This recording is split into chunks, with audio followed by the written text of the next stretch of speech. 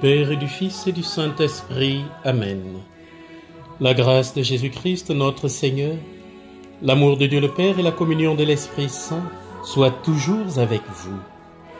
Frères et sœurs, nous célébrons la solennité de la Pentecôte et nous vous souhaitons la bienvenue dans notre paroisse, Notre-Dame des Apôtres, pour notre méditation dominicale.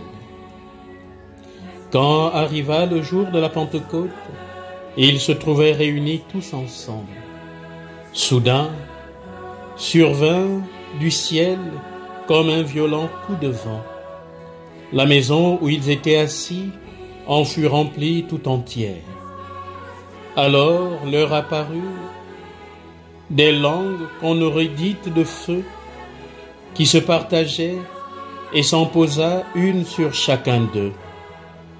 Tous furent remplis de l'Esprit Saint. Ils se mirent à parler en d'autres langues, et chacun s'exprimait selon le don de l'Esprit. Dans la stupéfaction et l'émerveillement, la foule disait: « Ces gens qui parlent, ne sont-ils pas tous des Galiléens? Comment se fait-il que chacun de nous les entende dans sa propre langue maternelle ?» Frères et sœurs, ainsi se réalise pour les apôtres et pour l'Église la promesse faite par le Christ au moment de son ascension. Vous allez recevoir une force, celle de l'Esprit Saint, qui viendra sur vous. Alors vous serez mes témoins à Jérusalem, dans toute la Judée et la Samarie, et jusqu'aux extrémités de la terre. Chers frères et sœurs, les apôtres, avec la force de l'Esprit Saint, ont le courage de sortir du cénacle où ils étaient craintivement enfermés. Ils commencent aussitôt à témoigner de la résurrection du Christ, à faire connaître son enseignement et à baptiser. Alors la Pentecôte,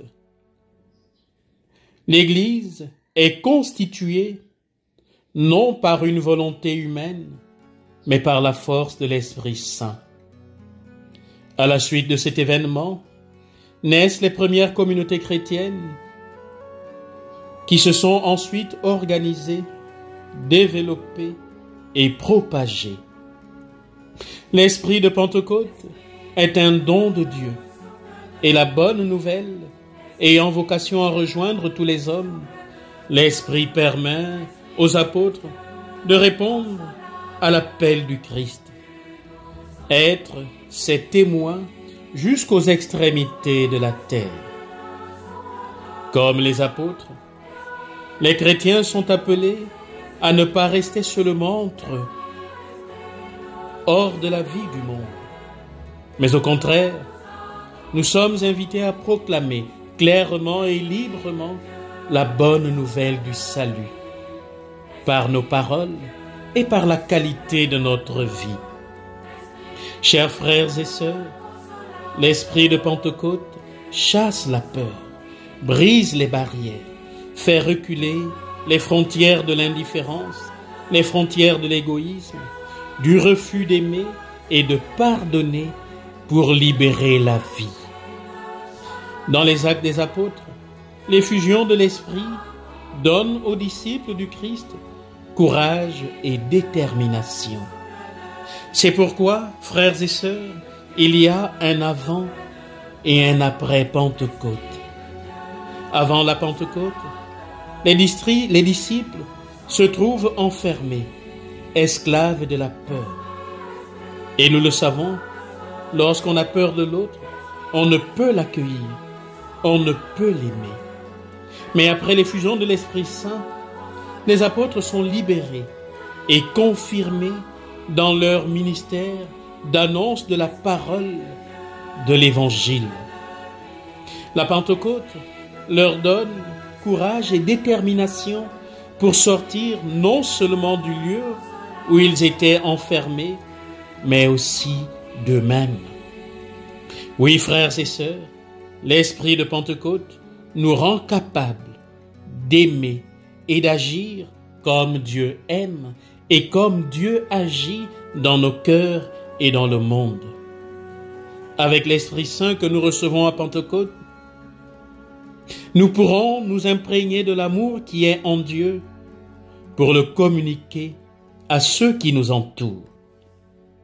À la suite des disciples, l'Église est appelée à communiquer la paix et à manifester le pardon de Dieu à tous les hommes.